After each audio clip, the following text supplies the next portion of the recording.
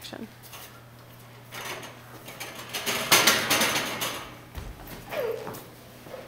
It's okay, I'm Anthony. I'm so tired of having to listen. And never getting to talk. My parents.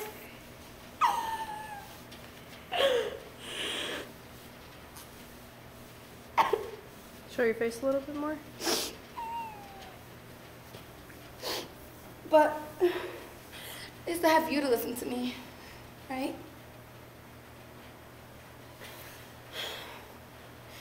You know, we're already running away.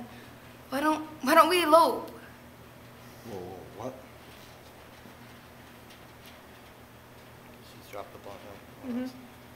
Oh, yeah, we're supposed to look back. It's okay. Skip it. I mean, yeah. I've been dreaming of the day that you'd say you'd be ready and take it to another level. Can I call a couple people, you know, share the good news?